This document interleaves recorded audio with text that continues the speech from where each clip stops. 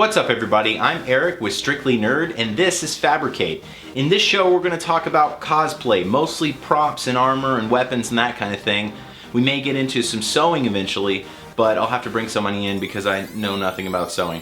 But I really like to create things, it's super fun and I want to show you guys how to do it. It's primarily going to be cheaper stuff where might work with Warbla or Wonderflux at some point, but right now we're going to try to keep it a little cheap, but it's still going to look awesome. In this episode, we are going to be making a bracer. This is actually for a steampunk Mario cosplay that I'm doing. So it's just supposed to look like the regular Mario pipe and fits on my arm. It looks really cool. And then there's more complex ones, which is the other part of my armor that's going to be on my other arm. And this is for steampunk Mario as well. And this is my brick buster. There we go. And it also is the same thing, it just slides onto my arm and looks super cool. We're actually gonna make something a little more like this in this episode. It's a little more simple than the one I have, but it's a little more complex than this one. So we're gonna go ahead and make something kind of like this. It's not gonna be steampunk, it's probably gonna be more medieval looking. But I'm gonna show you guys how to do that and I hope you enjoyed the video. So let's get started. The tools that we are going to need for this part of the project are a pair of scissors, an X-Acto knife, a ruler, though a clear one would probably be best, some measuring tape, a hot glue gun, a heat gun or a blow dryer will work, a Sharpie of some sort, it doesn't matter what color but darker is better, a paintbrush, a whiter paintbrush would probably be best, hot glue sticks, I recommend high temp sticks, a bottle of Mod Podge. This can be glossy or satin. I prefer to use satin. The materials we will be using are EVA foam. You can get this at Home Depot for about $20 for a stack of 4 of these. They are puzzle piece flooring. On one side it is textured and the other side it's just plain. And craft foam.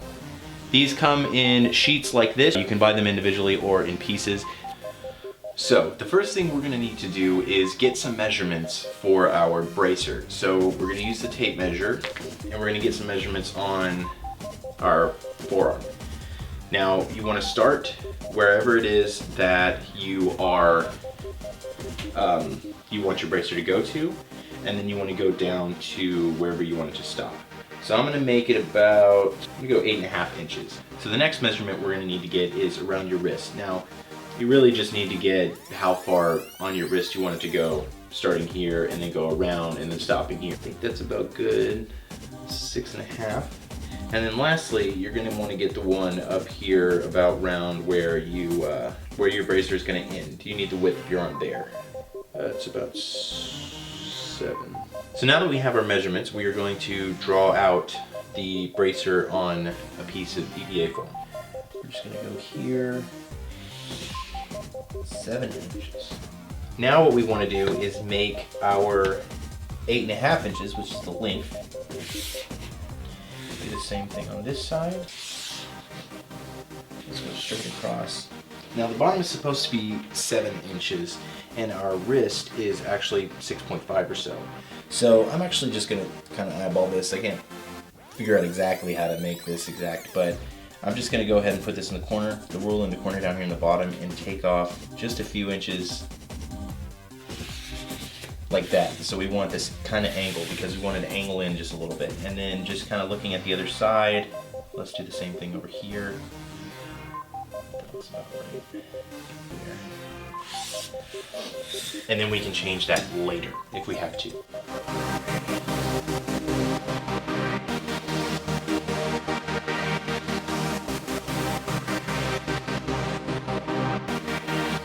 This is the beginnings of our bracer. This doesn't have much of a taper to it. This is the top of the arm and then this is the wrist. You can taper it a little bit more if you want to, but just take it and give it a little bit of a bend so that you can hold it to your arm and see how it fits. So this is kind of an idea. It's not as long around the arm as, you know, I kind of wanted it at first, but it still works. It looks good. If you look at the side here, you can see that it kind of hangs over down here towards the wrist, and what we want to do is that's what the taper is for. So we're actually going to taper it up a little bit more.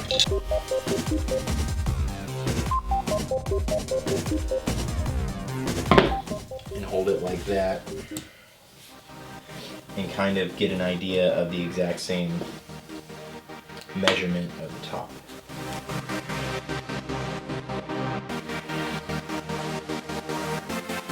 Alright, so now we've got a little bit more of a taper. Bend it a little bit just to, and now you can see on the side of my arm when I hold it like that, it doesn't hang off as much. It's a little more straight.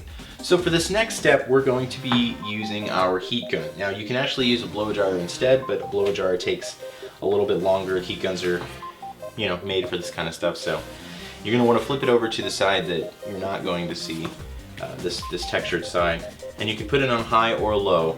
And you're going to want to go back and forth all the way over the whole thing. It has a kind of a sheen to it, and when you hit it with the heat gun, you can see that kind of go away. So you want to make sure the whole thing is covered like that.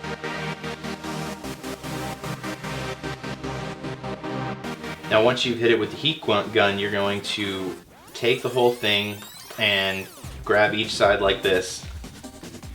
Hold it like this. You have your thumbs up here, so you're kind of getting a little bit of pressure up there on the top.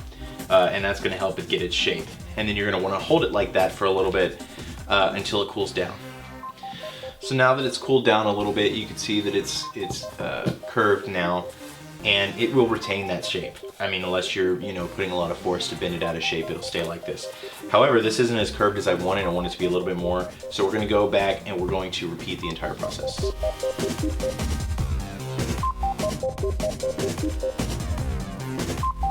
Now this time you're doing it so that it's pretty much flat again. You're going to bend it once more and hold it the same way with your fingers down here, putting some pressure with your thumbs up on the top here, and again hold it until it cools down.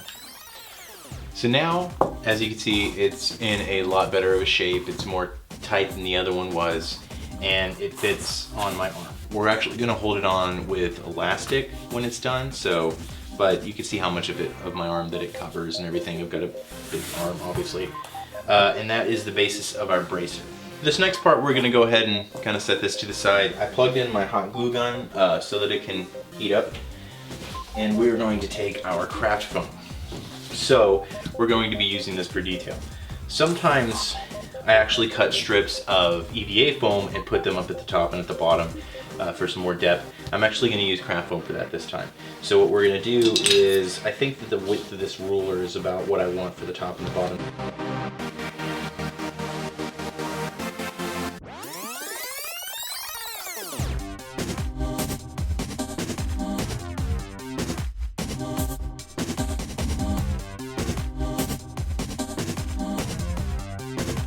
So I have this strip.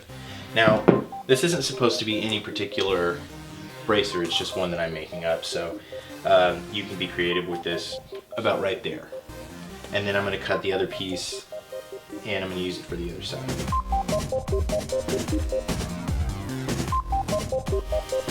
So now we have this piece that's going on the bottom and this piece that is going on the top. And it's just a little bit of extra depth to it. We're going to put some stuff in the middle here, but this is just kind of the start.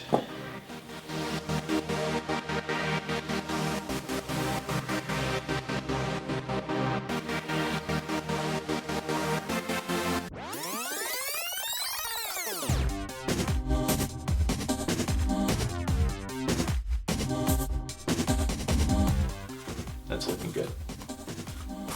So now it already looks just a little bit better, has a little bit more depth to it. So for this next part, I've actually taken some inspiration from some pictures online and everything, and what I want to do is kind of layer in between these two parts right here. I'm going to layer a few plates of metal kind of overlapping each other. It's probably going to be about 3.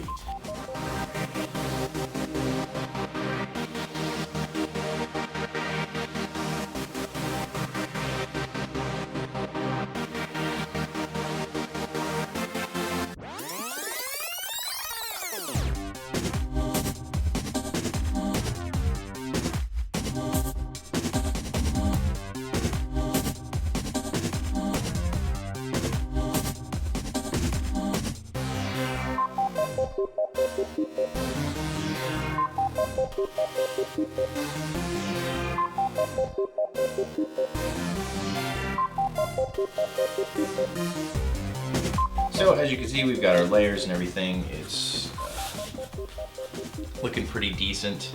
Like I said, you can add stuff. Again, I've decided to add something else. I'm going to add EVA foam, like I said, to the top and the bottom. And we're going to use, when you get EVA foam, they're the big puzzle pieces, they actually have these. They're pretty good width for this. Take this piece and pretty much just cut these things off.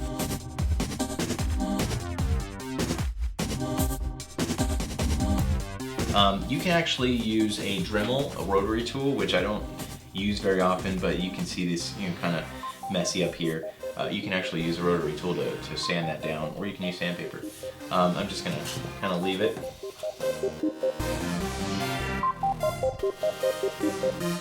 For these, we're gonna have to do the same thing we did earlier with heat guns, so we're gonna heat these up.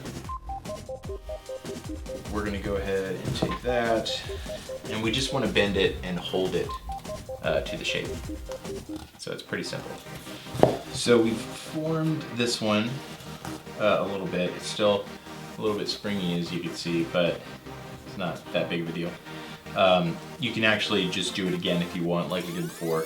I'm just going to go ahead and put some glue on it and just do it now.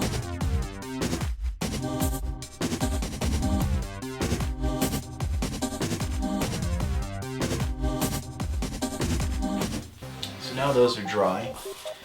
We have a little bit more of a form to our bracer. Still looks pretty simple, but it's actually looking pretty good. Now, you can do a lot more detail on these bracers with more EVA foam, or you can use something that I use pretty often. It's not as clean, but it is 3D fabric paint is what this is called. They also just have 3D regular 3D paint. It's not made for fabric.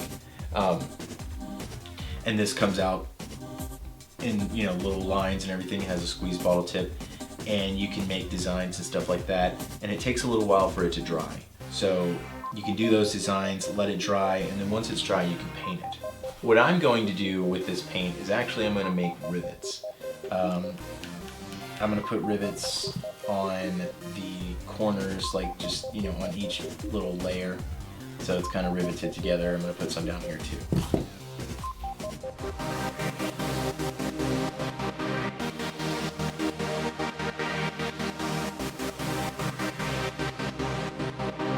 Alright, so we've got all these rivets on here that we've done. You can add rivets to this as well if you want, but I'm just going to kind of leave it like that. Now, these rivets will actually take a while to dry, so you're probably going to let this sit for a good 3 or 4 hours maybe. So the Mod Podge dried, and after that I took it outside and I spray painted with a metallic silver spray paint. It's always best to put a layer of primer on it. I didn't actually have any primer, so it looks alright, but it's a little messy at spots. But pretty much just did that, and then after I spray painted it, I put about 2 coats on it. I did a clear coat. You can also go over it with Mod Podge again, and that is for the next step. This next step I call black washing, and basically what I do is, this is just an empty little cup that I used to mix the black washing paint in, and I put a bit of black acrylic paint. It's pretty much what I use on everything. Folk Art is my favorite brand of this stuff. I'm not going to put too much. And then a very small amount of water. I'm using the water that I use for my brushes, because it really doesn't matter what color the water is. Very small amount of water, not too much, because if you put too much water and not enough black, you will have an uneven, paint to water ratio, and it'll be too runny. So I've got my black wash all mixed up, and now what I'm going to do is I'm going to take the black wash and pretty much paint the entire thing. I just want to cover the whole thing. You might have to do this in sections and bigger ones, bigger pieces of armor and stuff, but I'm gonna cover the whole thing. And also, you're gonna need some paper towels.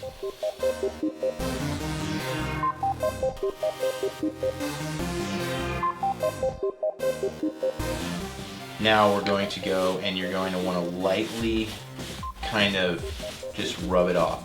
You want to let it get into the areas, the creases and that kind of stuff, because it's kind of where dirt and gunk and that kind of stuff would build up.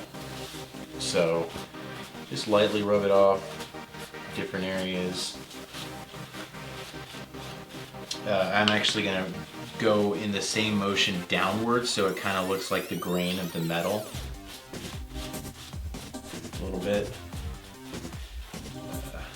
Areas like this I think is a little too black, so I'm just going to dab it some up here, clean that up just a bit. So that came out really good looking. It's really dark.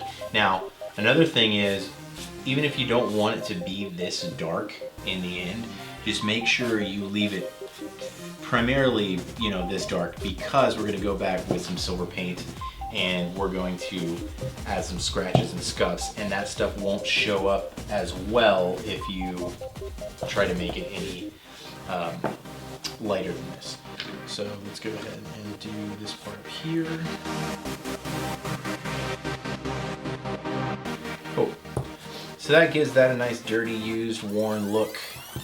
It's starting to look a lot better just from adding that black wash. It's, you know, in my opinion, has made this whole thing look like 10 times better than it did before. More like it's a hunk of metal.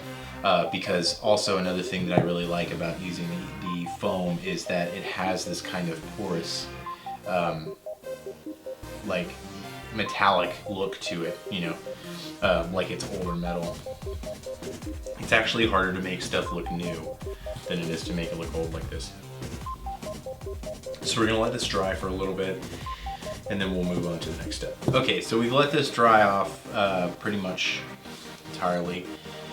I'm taking some metallic folk art paint, put it in my little dish here, and I'm gonna go in, and at first what I wanna do is actually just get it onto my brush. And I'm not really gonna, I might dab a little bit off onto a napkin or something, but for the edges you wanna actually have it pretty thick. And we're gonna go ahead and, just because it shows up better, because you really want it to look like these edges are kind of worn.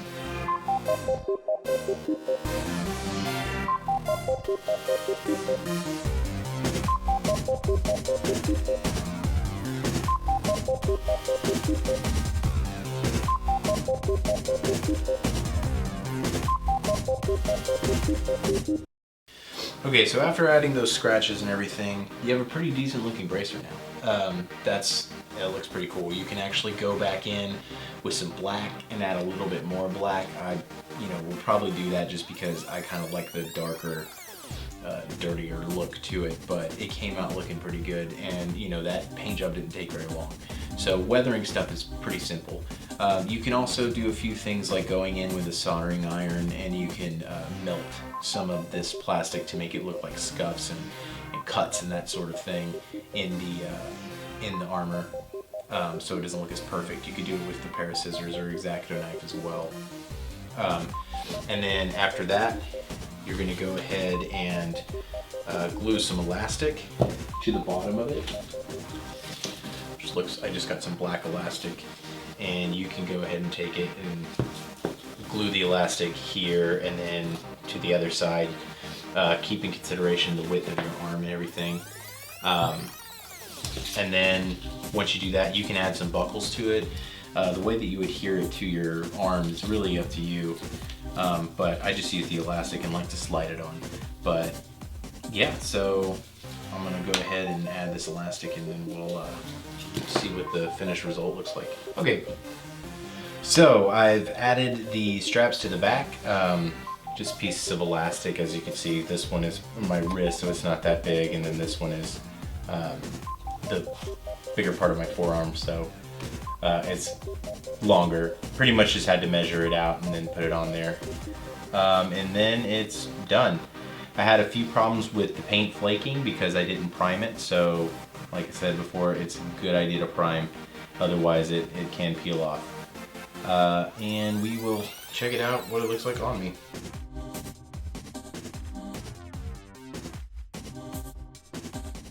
Thanks for watching the first episode of Fabricate, where we made this awesome medieval fantasy arm bracer. It doesn't go all the way around my arm, but you can, change that and your measurements and everything in the beginning. You can use this method to make all kinds of different arm bracers and armor in general, the painting methods and the materials and all of that. I hope you guys liked the video, and I hope you tune in for the next one where we make some other awesome armor or prop or something like that. And remember, it's never too late to fabricate. You can make your own stuff. That doesn't mean you shouldn't buy anything. If you feel like you can't do it, you tried, or you just don't want to, that's cool. But you can always do it yourself. It just takes a little bit of effort. Hope you guys tune in next time. See you later.